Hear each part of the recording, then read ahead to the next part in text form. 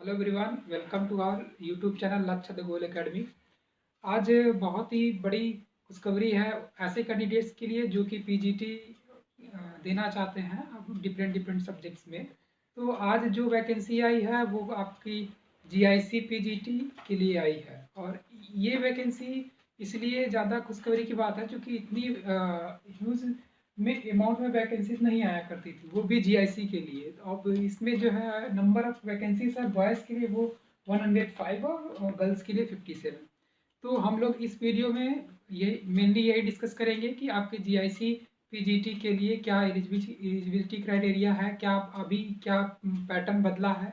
Actually आपका जो पहले एग्ज़ाम होता था उसमें इंटरव्यू भी होता था और एक एग्ज़ाम है जो कि स्क्रीनिंग का होता था, लेकिन इस बार का पैटर्न कुछ बदला हुआ है। वही अब हम लोग इसमें डिटेल में डिस्कस करेंगे कि क्या इसमें मतलब चेंजेस हुए हैं और क्या सिलेबस है और इसमें कैसे कौन सी बुक हमें पढ़नी है, कौन सी बुक फॉलो करनी है। उसके बाद डिटेल में इस सब पे बात करेंगे। तो चलिए सबसे पहले बात कर लेते हैं एलिजिबिलिटी की। तो एलिजिबिलिटी जो है वो आपकी, हम फिजिक्स पीजीटी फिजिक्स की बात कर रहे हैं तो उसमें से जो एलिजिबिलिटी है वो आपका एमएससी होना चाहिए फिजिक्स सब्जेक्ट के साथ। और साथ ही साथ ऐसे कैंडिडेट जो जिनका एमएससी है, अगर मटेरियल साइंस से है, इलेक्ट्रॉनिक्स से है, तो वो ऐसे कैंडिडेट्स एलिजिबल नहीं होंगे। और बहुत सारे कैंडिडेट्स ऐसे भी हैं जो कि जियो फिजिक्स से एमएससी टेक करके किए हुए हैं, तो वो भी एलिजिबल नहीं होंगे। वही कैंडिडेट एलिजिबल होंगे जिनका एमएससी प्योर फिजिक्स का है या फिर मतलब अप्लाइड फिजिक्स है, तो वही कैंडिडेट एलिजिबल होंगे। और बाकी मटेरियल साइंस में जिनका है या फिर जियो फिजिक्स में है तो वो कैंडिडेट एलिजिबल नहीं होंगे। तो अब ये तो हुई बात एलिजिबिलिटी की। जो नंबर ऑफ वैकेंसीज है वो बॉयज़ कैटेगरी में 105 और गर्ल्स कैटेगरी में 57। और ये गर्ल्स कैटेगरी में काफ़ी ज़्यादा वैकेंसी है। और बेनिफिट ये है कि बॉयज़ कैटेगरी का कैंडिडेट्स और गर्ल्स में इसमें अप्लाई नहीं कर सकता, और जबकि गर्ल्स का कैंडिडेट इसमें अप्लाई कर सकता है बॉयज़ कैटेगरी में, बशर्ते हाँ कि उन्हें एक ही कैटेगरी में अप्लाई वो कर सकते हैं, ऐसा नहीं कि वो दोनों में अप्लाई करेंगे। तो ये थी नंबर ऑफ वैकेंसीज। और इसमें दो एग्ज़ाम होने हैं, एक प्री होगा और दूसरा मेंस होगा। तो आपका जो प्री होगा उसमें क्या कहते हैं कि 120 क्वेश्चन आने हैं, और उस भी 120 क्वेश्चन में 80 क्वेश्चन आपका सब्जेक्ट का रहेगा और 40 क्वेश्चन आपका जीएस का रहेगा। और ये टोटल 300 मार्क्स का क्वेश्चन रहेगा जिसका टाइम है 2 आवर्स का। तो ये सारे क्वेश्चन जो भी है प्री का वो एमसीक्यू बेस्ड आने हैं। तो इस तरीके से 80 क्वेश्चन है आपके सब्जेक्ट का। तो इस तरीके से आप देख रहे हैं कि सब्जेक्ट का वेटेज ज़्यादा है कहीं ना कहीं, और जो है कि बाकी जीएस का वेटेज कम है। और उसके बाद ये आपका एग्ज़ाम जो है वो स्क्रीनिंग एग्ज़ाम है, जिससे कि और उसके बाद जो कैंडिडेट क्वालिफाई होंगे उन्हें दोबारा एप्लीकेशन भरना होगा, और उनका रोल नंबर, ये बात ध्यान रखिए, वो उनका रोल नंबर सेम रहेगा। और फिर उसी रोल नंबर के साथ आपको वेबसाइट पे फिर से लिंक आएगी, तो उसके बाद मेंस के लिए फिर से आपको एप्लीकेशन करना होगा। और फिर मेंस होगा, और उस मेंस में आपका दो पेपर होगा। पहला पेपर होगा जो कि आपका क्या कहते हैं कि सब्जेक्ट का है, सॉरी, जो पहला पेपर है वो आपका सामान्य हिंदी तथा निबंध का रहेगा, जिसमें कि आपका 100 मार्क्स का है। और जो दूसरा पेपर है वो आपका सब्जेक्ट का होगा, वो 300 मार्क्स का है, 3 आवर्स का रहेगा। तो इस तरीके से जो मेंस में भी है वो 300 का आपका सब्जेक्ट का आ रहा है, और प्री में भी आपका 80 क्वेश्चंस ये सब्जेक्ट का आ रहा है। तो इस तरीके से हम देखें तो जो सब्जेक्ट का वेटेज है वो टोटल 75% है, नियर अबाउट 75% है। तो इस तरीके से वो कैंडिडेट को ज़्यादा बेनिफिट मिलने वाला है जिनको सब्जेक्ट पे कमांड है। और ऐसा बिल्कुल नहीं है कि वो सिर्फ सब्जेक्ट कर ले और जीएस में जरा सा भी ध्यान ना दे, बस थोड़ा सा भी अगर रहेगा नॉर्मल डे, मतलब उनका जीएस क्लियर है। एक यूपीएससी का अपना मतलब सब जीएस का क्राइटेरिया है, तो जस्ट थोड़ा सा उसमें ध्यान दे देंगे तो वो कर लेंगे। और ऐसा भी नहीं है बिल्कुल कि जो कैंडिडेट मतलब सिविल की प्रिपरेशन कर रहे हैं उन्हें बहुत बड़ा फ़ायदा मिलने वाला है, ऐसा बिल्कुल नहीं है। वही कैंडिडेट को ज़्यादा बेनिफिट मिलेगा जिनका कि सब्जेक्ट पे कमांड अच्छा है। तो इसलिए आपको सब्जेक्ट पे कमांड करना है, और सो आप ये क्वालिफाई कर जाए। क्योंकि सीटें इस हिसाब से 105 है, बट उतनी भी नहीं है, कैंडिडेट एप्लीकेशन बहुत होने हैं। तो वही कैंडिडेट सक्सेसफुल होंगे जो कि आने वाले समय में अपना हार्ड वर्क करेंगे और फोकस्ड रहेंगे अपने प्रिपरेशन को लेकर के। अब हम बात कर लेते हैं कि क्या सिलेबस है। तो सिलेबस में तो ये हमने यहाँ पे यूनिट वाइज लिख रखा है, जो कि आपका इसी तरीके से आपके दरअसल पीजीटी फिजिक्स का भी सिलेबस कुछ रहा है, और अभी तो पीजीटी फिजिक्स की भी वैकेंसी आई थी, बस उसकी वैकेंसी, उसका जो विज्ञप्ति है उसको होल्ड पे रखा है अभी कुछ कारणों से। अभी जस्ट इस वीक में शायद वो भी आ जाएगी, और हम लोग पीजीटी फिजिक्स का बैच ऑलरेडी स्टार्ट कर चुके हैं। तो वो ऐसी ये इन्फॉर्मेशन ऐसे कैंडिडेट्स के लिए है जो पीजीटी फिजिक्स के लिए भी अप्लाई कर चुके हैं या करेंगे। तो हम लोग बैच स्टार्ट कर चुके हैं, जो कि ऑलमोस्ट फिनिश होने वाला है। और ये जीआईसी पीजीटी के लिए भी हम लोग इस वीक में ही नया बैच स्टार्ट करने जा रहे हैं। और सबसे पहले ये आज वैकेंसी है, तो इसलिए आपका ये सिलेबस और इंट्रोडक्टरी लेक्चर है, जिसमें कि हम लोग अब डिटेल में बात कर रहे थे। तो ये बात अब हम सिलेबस की करने जा रहे थे। तो ये जो थी, ये जो हमने यूनिट वाइज लिख रखा है, और इसमें यूनिट में हम लोग डिटेल में बात करेंगे जब हम लोग यूनिट पढ़ रहे होंगे तब। और यूनिट के साथ साथ एक्चुअली अब जो बुक है, बुक तो आपका जो है अभी लास्ट में हम लोग डिस्कस करेंगे। बुक का आपका जो पहली बात तो जो सबसे इम्पॉर्टेंट चीज़ है, आपके पास एक प्रीवियस ईयर का क्वेश्चन बैंक होना चाहिए। चाहे वो आप अरिहंत से, अरिहंत का आता है वो ले लेंगे, चाहे आप यूथ पब्लिकेशन का आता है वो आप कंसल्ट कर सकते हैं। एक तो वो जरूरी है, बाकी जो बुक है वो हर एक यूनिट के लिए अलग अलग है। एक्चुअली में स्पेशलिस्ट जो बुक है, एक्चुअली कोई भी बुक ऐसी नहीं होगी जो कि आपकी सारी यूनिट को कवर कर रही होगी।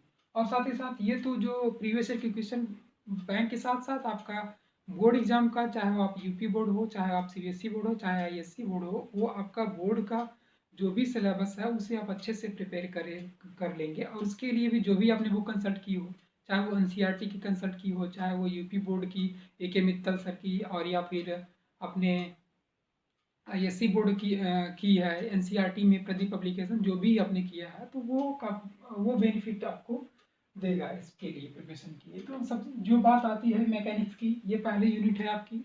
और मैकेनिक्स में आप लोग वही आपका जो है वेक्टर का वेक्टर पढ़ेंगे, कर स्केलर प्रोडक्ट, वेक्टर प्रोडक्ट, और उसके बाद कर्ल है, डाइवर्जेंस है आपका, और उसके साथ साथ रेक्टिलिनियर फ्लो है, फ्लूइड मैकेनिक्स भी है।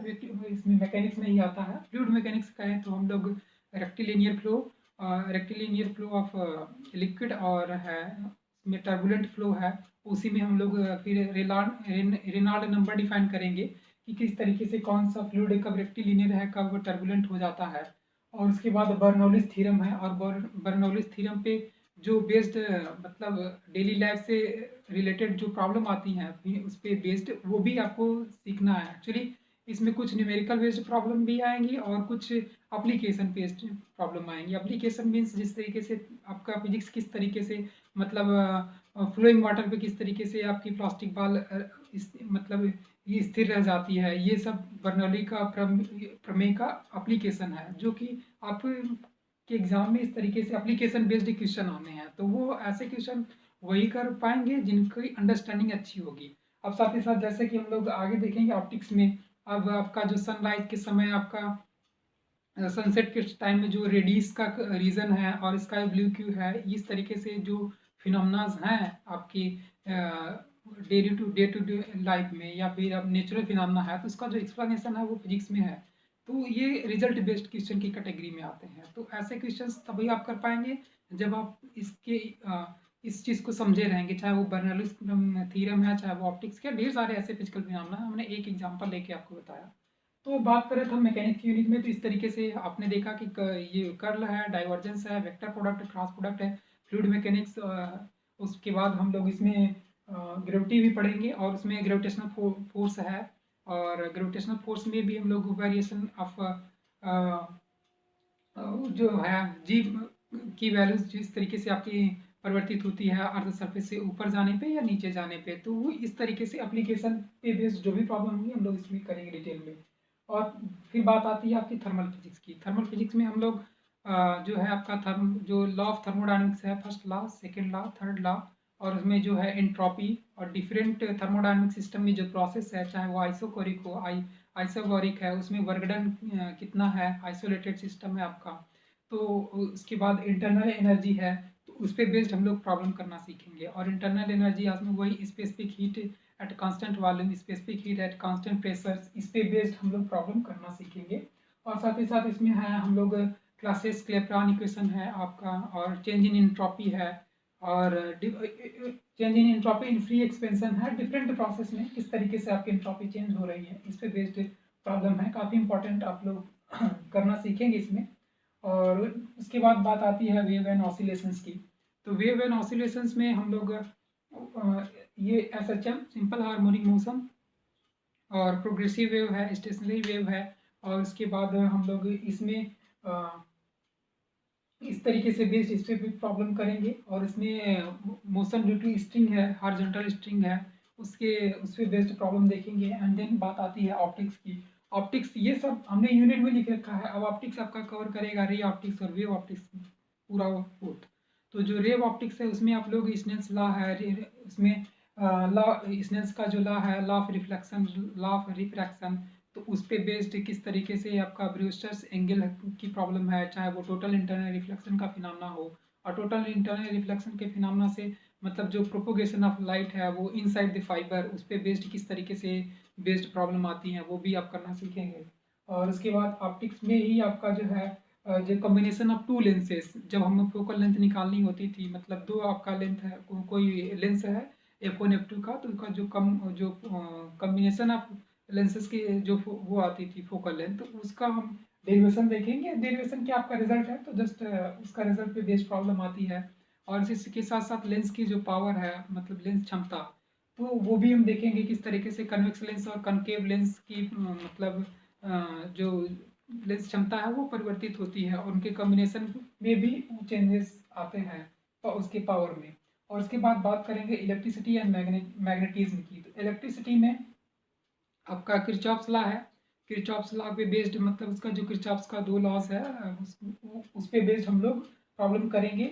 और then combination of capacitors in series and parallel, combination of resistors in series and parallel, और इसी पे बेस्ड हम लोग देन आगे चलेंगे मैग्नेटिज्म की तरफ। मैग्नेटिज्म में हम लोग देखेंगे कि किस तरीके से आपका बायो सेवर्ट लॉ है, उसमें मैग्नेटिक फील्ड डिफाइन करने के लिए किसी पॉइंट पे due to current flowing conductor, और उसके साथ साथ फिर मैग्नेटिक डाइपोल मूवमेंट, और उसके बाद magnetic field due to solenoid और इस तरीके से इस पे बेस्ड प्रॉब्लम।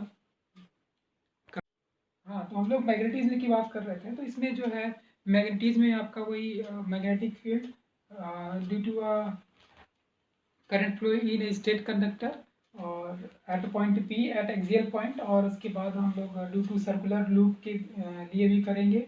और उसके बाद ही टोरॉइड और सोलिनॉइड के केस में भी देखेंगे किस तरीके से आपका मैग्नेटिक फील्ड का एक्सप्रेशन होता है। उसके बाद लेंस लॉ है इंड्यूस्ड ईएमएफ के लिए, इंड्यूस्ड ईएमएफ है आपका। और उसके बाद उस इंड्यूस्ड ईएमएफ के साथ ही साथ इसमें हम लोग मैग्नेटिज्म के लिए डिफरेंट डिफरेंट एक्सप्रेशन है। उसके बाद वेक्टर एडिशन किस तरीके से मैग्नेटिक फील्ड आपका मतलब रिजल्टेंट मैग्नेटिक फील्ड आता है, अगर आपके पास मतलब मैग्नेटिक इलेक्ट्रिक करंट फ्लो कर रही है, सर्कुलर वायर आपका स्ट्रेट वायर दोनों है, तो उस केस में।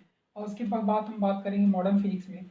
मॉडर्न फिजिक्स में हम लोग देखेंगे हाइड्रोजन एटम मॉडल की प्रॉब्लम। और मॉडर्न फिजिक्स में हम लोग वही आपका थ्योरी ऑफ रिलेटिविटी इसमें ही आता है मॉडर्न फिजिक्स में। और इसमें डी ब्रॉगलीज जो प्रिंसिपल है वो भी देखेंगे। और उसके बाद बात आती है इलेक्ट्रॉनिक्स में। इलेक्ट्रॉनिक्स में हम लोग आपका जो पीएन जंक्शन डायोड है, N type semiconductor, P type semiconductor, PN junction diode, उसके बाद एनपीएन ट्रांजिस्टर, पीएनपी ट्रांजिस्टर, उसमें आपका वर्किंग तो नहीं आएगा, बट उसमें बेस्ड प्रॉब्लम मतलब करंट गेन की जो प्रॉब्लम आती है, चाहे वो सीबी और सीई कॉन्फ़िगरेशन है। और उसके बाद लॉजिक गेट है आपका। लॉजिक गेट में जो फंडामेंटल गेट्स है, आर एंड नॉट, और लॉजिक गेट में जो आपका यूनिवर्सल गेट है, एक्सॉर एक्सनॉर, और उस पे बेस्ड हम लोग ट्रुथ टेबल के बेस पे सॉल्व करेंगे प्रॉब्लम, किस तरीके से आपका आउटपुट चेंज होता है इनपुट के मतलब वेरिएशन से। तो ये रहे डिटेल्स में कुछ डिस्कशन सिलेबस के रिगार्डिंग। अब हम लोग इसमें जो यूनिट स्टार्ट करेंगे उसके लिए उस पर डिटेल में बात करेंगे, और उसको फिर वन बाय वन देखेंगे हम। और बात आती है बुक की, तो बुक आपका ऐसा कोई बुक नहीं जो कि पर्टिकुलर सारे टॉपिक्स को कवर करे मतलब अच्छे से। और बाकी एक्सरसाइज के लिए आपको तो वही प्रीवियस ईयर क्वेश्चन पेपर आप देख सकते हैं। और वो क्वेश्चन आपको मिल जाएगा, अरिहंत पब्लिकेशन की आती है, अरिहंत पब्लिकेशन की भी देख सकते हैं, और यूथ पब्लिकेशन की भी आती है। ये तो हो गई बात आपके इसकी सिलेबस की। और बुक के लिए भी यही चीज़ है। और प्रीवियस ईयर क्वेश्चन पेपर जितना से ज़्यादा सॉल्व करेंगे तो बेहतर होगा। और उसके बाद जो बुक है, कोई बुक है मतलब स्पेशल एक्चुअली यूनिट वाइज मैं आपको जो भी यूनिट मतलब कराता रहूँगा, पढ़ाता रहूँगा, तो मैं आपको बता दूंगा कि इस यूनिट में आपका ये ज़्यादा अच्छा दिया हुआ है अपने एक्सपीरियंस के हिसाब से। तो अभी कुछ बुक है जो कि काफ़ी पॉपुलर है, जिन्होंने अपने पोस्ट ग्रेजुएशन ग्रेजुएशन के दौरान उन बुकों को कभी कभी न कभी सुना ही होगा और उससे पढ़ाई की भी होगी। तो हम जस्ट अभी एक बार ऐसे बता देते हैं। तो ये मैकेनिक्स में जो है आपका वो जीसी उपाध्याय की आती है। जीसी उपाध्याय के लिए आपका मैकेनिक्स और वेव ऑसिलेशन दोनों मिल जाता है। थर्मल फिजिक्स के लिए बिजलाल सुब्रमण्यम, ये स्टर्न पब्लिकेशन की आती है, दिल्ली यूनिवर्सिटी के हैं ये, इन्होंने लिखा हुआ है थर्मल फिजिक्स की। और ऑप्टिक की जो है वो अजय घटक की काफ़ी अच्छी मानी जाती है। बट आपको इसमें फंडामेंटल्स देखना है। एक्चुअली जो बिजलाल एंड सुब्रमण्यम की है वो उसकी ऑप्टिक्स के लिए भी आती है, तो आप उनके उसको भी कंसल्ट कर सकते हैं। या तो फिर प्रॉब्लम्स अगर आपको ज़्यादा करनी है तो सत्य प्रकाश की भी ले सकते हैं आप। और इसके साथ बाद इलेक्ट्रिसिटी एंड मैग्नेटिज्म के लिए विनोद प्रकाश सर की, विनोद प्रकाश सर की भी आती है। और उसके बाद के तिवारी सर हैं, उनकी भी आती है। और मॉडर्न फिजिक्स के लिए आपका है आर्थर वाइजर और आर मुर्गेसन की बुक आती है, जिससे आप कंसल्ट कर सकते हैं। और इलेक्ट्रॉनिक्स के लिए इलेक्ट्रॉनिक्स की मेहता सर की बुक आती है, जो कि काफ़ी अच्छी है। और आप अपना बोर्ड एग्ज़ाम का जो है मतलब जो भी सिलेबस है बोर्ड एग्ज़ाम के अकॉर्डिंग जो भी आपके पास बुक है उस बुक को कंसल्ट कर सकते हैं और इस पे बेस्ड प्रॉब्लम कर सकते हैं। तो ये बात हुई सिलेबस की। और आने वाले इस वीक में हम लोग नया बैच इसमें जीआईसी पीजीटी के लिए भी करने जा रहे हैं स्टार्ट। और इसके पहले हम लोग ऑलरेडी पीजीटी पीज का बैच स्टार्ट कर चुके हैं।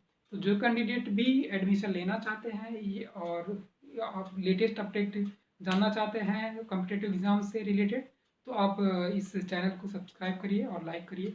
और तो ये बात हुई इतने, अभी के लिए इतना ही। Okay, thank you.